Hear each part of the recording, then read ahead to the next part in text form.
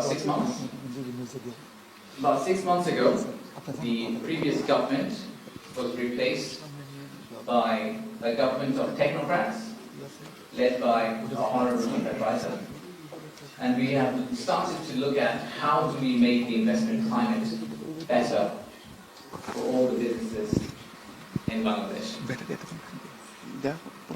We spoke to roughly over 200 CEOs and entrepreneurs, both local and international businesses that are currently in Bangladesh, to understand what is actually wrong. Why haven't we received as much investment as Vietnam has from China, for example?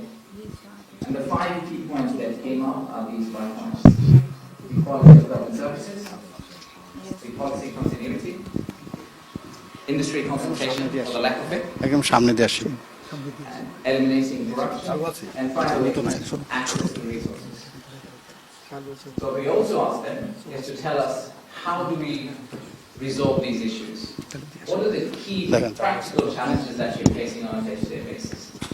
We collated everyone's answer and came up with a set of recommendations that we thought were the most important pieces that need to be resolved for investors to do better business in Bangladesh. And we divided these solutions into 2 groups. Some of these are short-term solutions, which we can undertake within 2025. Some of them are long-term reforms, which are structural changes, hopefully which will create a track, a direction of travel for the incoming governments to continue improving the investment climate. So I'll give you a few examples. I'll break it down slightly further for you to understand what are we actually doing. So let's look at the ones that are at the bottom.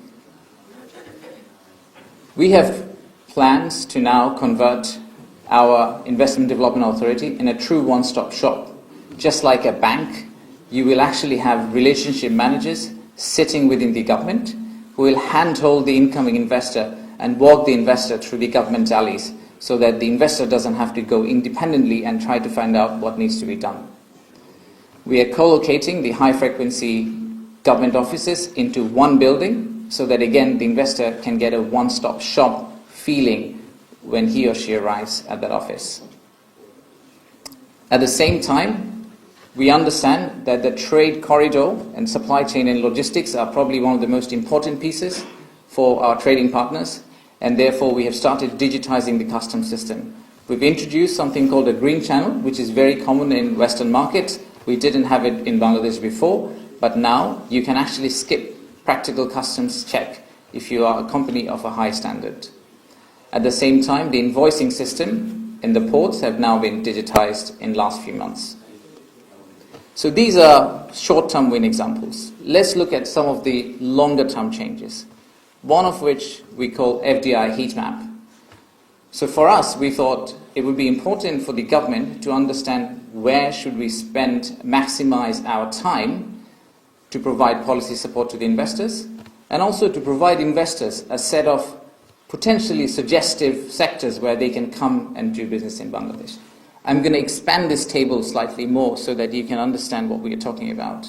So on the top right-hand corner are essentially the industries where we think we have relative competitive advantage.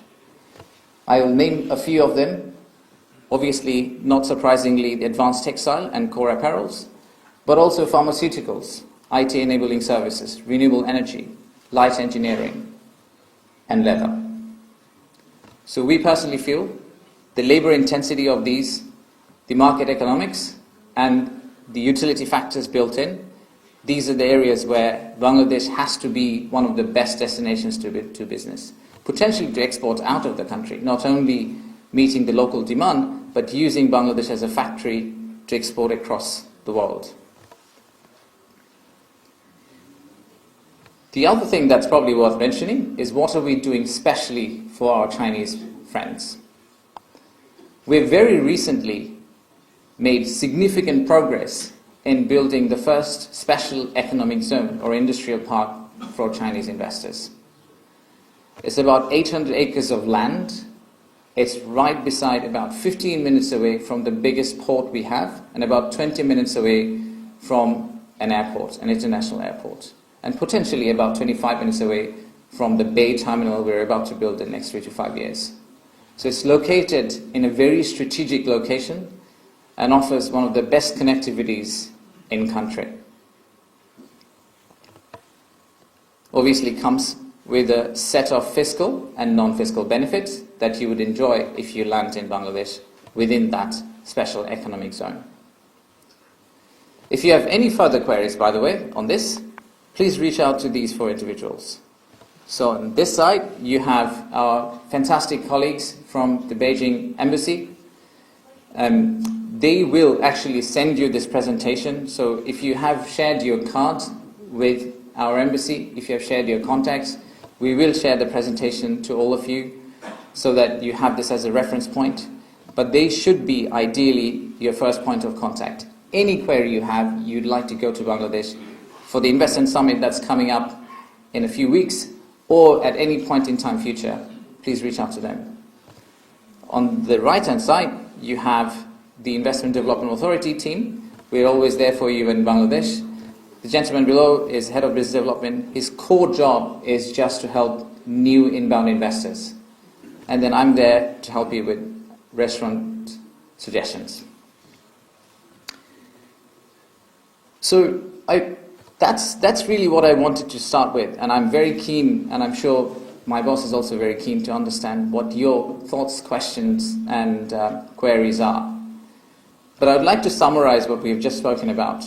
Let's look at the takeaways. We don't consider ourselves as the perfect country. Every country has its positives and negatives.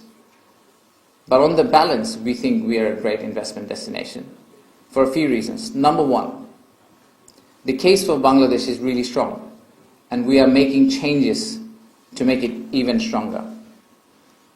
Number two, the changing geopolitical landscape makes Bangladesh a fantastic location to export out of. And number three, we are open for business with competitive incentive programs, especially in the economic zone that we're building for our Chinese investors. So I say to you that the time is now to invest in Bangladesh. Jianzhai Zheng Shishu Ho. We're here for you, and we're here to take all the questions you have. Thank you very much.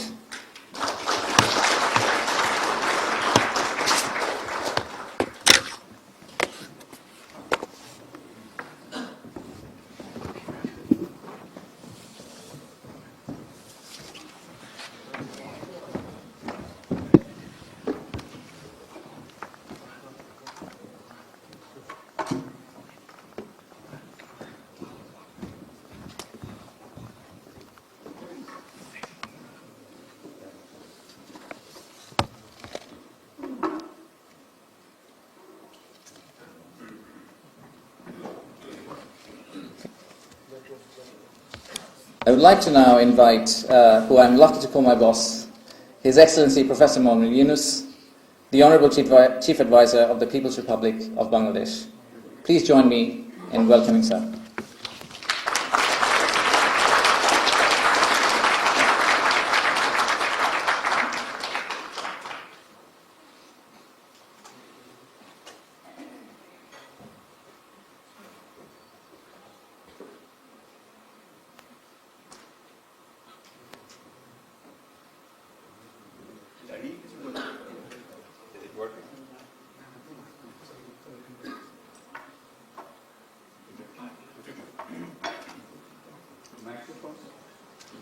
Can I use this? Yes,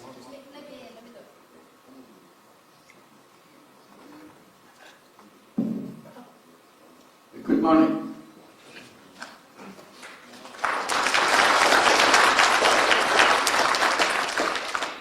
I thought I'll just take advantage of what Asik has been explaining to you. Something for me is a very interesting part of Bangladesh. Bangladesh is the most densely populated country in the whole world. Do you believe that? Most densely populated country in the entire world. And every day it is becoming more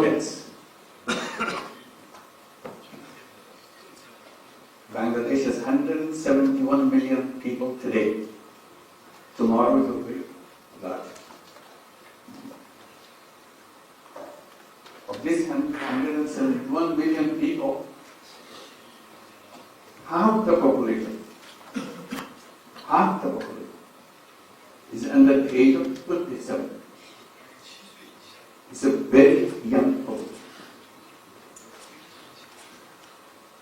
full of energy, full of creativity, full of ambition, aspirations, and ready to do all unexpected things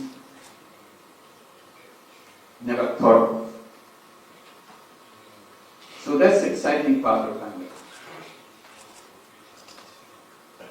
When we became an independent country separating from Pakistan in 1971, we had practically no industry at all. We were a nation of farmers. That's what we did. Out of nowhere, something started very small, making shirts, making clothes, garments, in a very small way. Because Hong Kong business people and others wanted to set up little factories in Bangladesh because they are running out of their international permission to get a quota-free entry into the market. So Bangladesh still had that privilege, so they wanted to use them. So that was the beginning. Today, we're the second largest garment manufacturers in the whole world. Second largest, next to China. It's not India, which is a very large country compared to us. It's Bangladesh. Out of nowhere. They didn't know what a factory is. And who were the people who were running things, were producing all those clothes? Women. Women never came out of their homes in Bangladesh. That's a tradition. Suddenly, this industry began. Women came out of their homes, dared to come to the city, work in factories. 80% of our garment workers are women. So miracles after miracles keep happening. That's Bangladesh. And very interesting location too. I think that would be very useful for you to remember. I wish we had a map of Bangladesh showing where Bangladesh is. It's the far eastern part of Indian subcontinent. Tiny little place called Bangladesh. Crisscrossed by major rivers in the world. Ganges, Brahmaputra, you name it. They all run to Bangladesh. And on the north of us is the Everest. In the country of Nepal, right over us in the north. And then Bhutan, next country. The reason I'm mentioning this amazing location of Bangladesh makes it very exciting country. Bangladesh oversees the whole Bay of Bengal as their backyard pond. Huge access to the world, Bay of Bengal.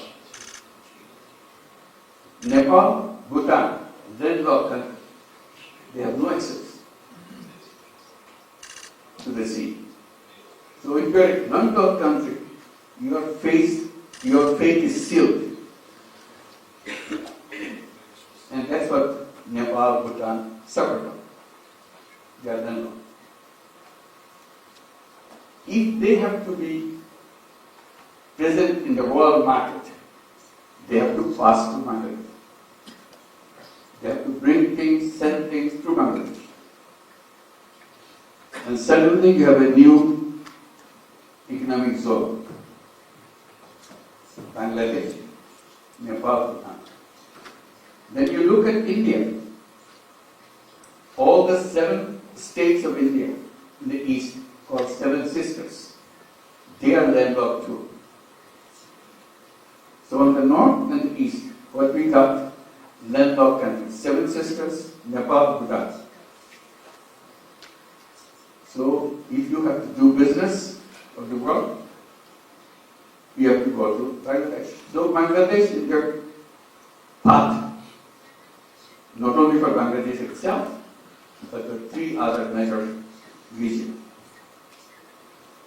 You can have this advantage of having businesses in this whole region through Bangladesh. That's the most exciting part of it. And all this asking for inviting business people to come and start business here. Set up your factories, sell to the whole region, and sell to the whole world. So we could be the production hub of this entire region. So you locate your industry, sell it to Bangladesh, sell it to other countries around us, and to the world. So this will be the most important aspect of it. And there is no shortage of young people, both men and women, very oriented to the new world, new way of thinking, new way of doing things, very quick to adapt, very quick to learn. If you are making assembly plants, if you are making any technologically oriented businesses, I think it would be good to consider Bangladesh. And last point I wanted to make is a huge transformation in Bangladesh just about 8 months back. Bangladesh overcame all the terrible things that happened to Bangladesh in the recent years and emerged as a completely new nation because of the young people. And they talk about, young people talk about creating new Bangladesh. You are invited to be part of that new Bangladesh. It's not only business, it's a transformation. It's a mission. While you do your business, you accomplish things right in front of your eyes. A new generation of young people emerging. And because of you, because you located your industry, you located your business in the place where young people are just about to hit the city, be the leaders of the world, show what young people can accomplish and inspire the whole world. So that's what Bangladesh is. A country which can lead the way to their young people, both boys and girls, ready to win. So please be part of it. That's our invitation. Thank you very much.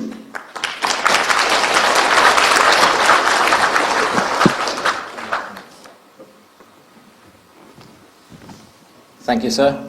May I request the Honourable Vice Chairman to also join us on stage for a Q&A session. Thank you.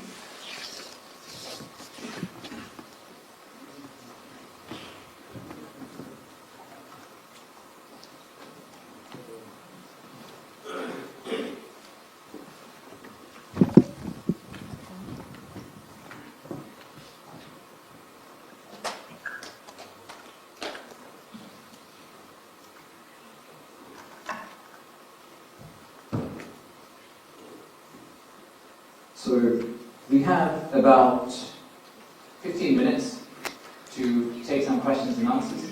If you have a question, please could you raise your hand, and if you ask to ask a question, please could you introduce yourself and then go straight to the question so that we can take as many questions as possible from the audience. We have one over there. Do we have a mic to...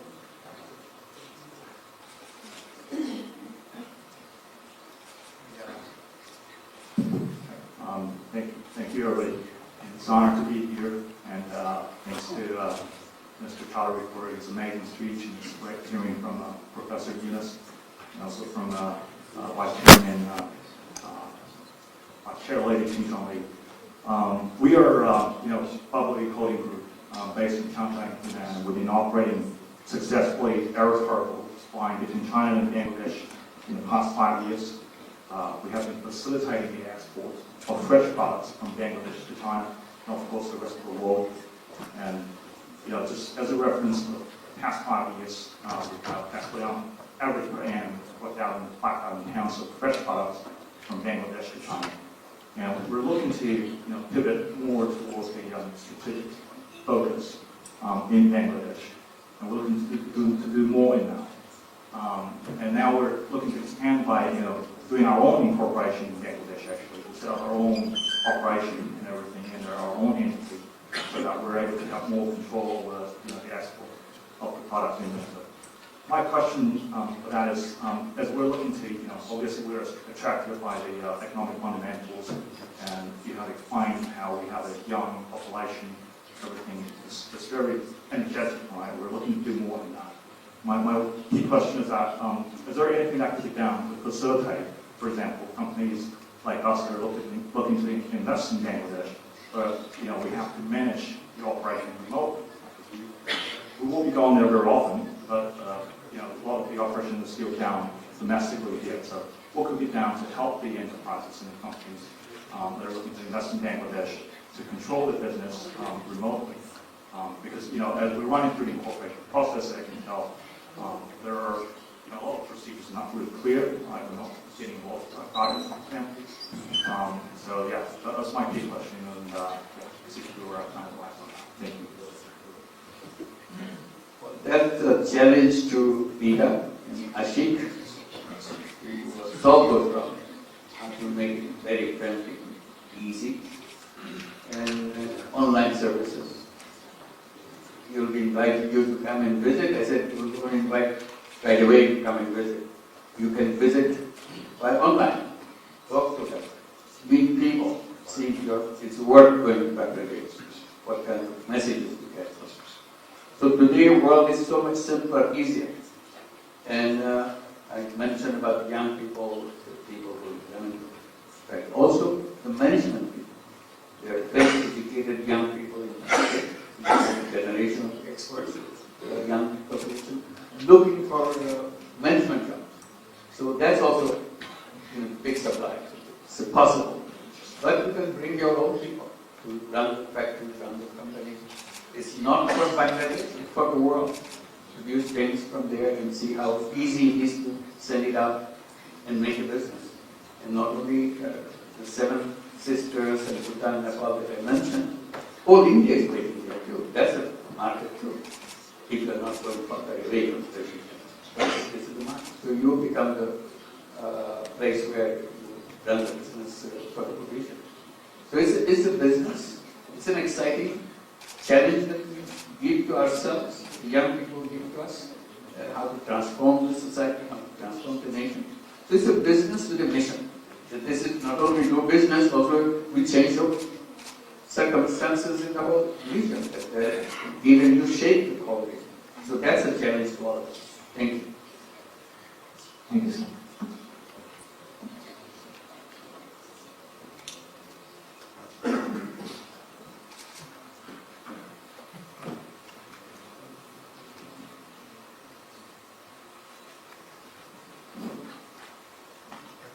Good morning, Mr. Honorable Chief Advisor and other distinguished guests. First of all, welcome to China. I come from Precision Food Machinery. We produce loaders, excavators, bulldozers, and so on. So I would like to know what are the large government infrastructure projects in Bangladesh in 2025. Thank you. Thank you. So if you know the basic economic theory, and there was a study done on Bangladesh a while ago, that roughly we need to spend $12 to $15 billion on an annual basis even to manage the current GDP growth we have on infrastructure. So the project scope on an annual basis is roughly $12 to $15 billion. And these cut across a number of different pieces. So we've talked about logistics. So everything related to ports, road infrastructure and bridges are being built quite heavily. At the same time, connectivity between cities and even within cities, so the mass rapid transportation services, all those things are currently also built in a very steady frequency. Remember, Bangladesh is a small country, it's not a big country. Population is big, the country is very small. When you are talking about the logistics, it's not a very challenging thing once you put up mind. It can be done. If something is missing, that's where our challenges come, that's where we can do that.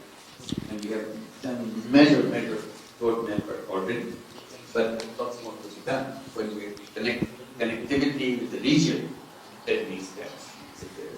So that they can easily bring their products located in Nepal, located in the Seven Sisters and Bhutan. They have to be brought through Bangladesh to the ports to go outside or bring things for the whole region. So this is the thing that we have to continue to work on that. Thank you. Thank you. So, and if I may supplement the point you just made, the distance between the tip and the bottom of Bangladesh is roughly about 5,000 kilometers. So from a driving distance, it's actually not that long. You can think of setting up anything in any part of the country. In theory, you can reach the end of it very, very quickly. However, given it's very dense, what we need to ensure is we build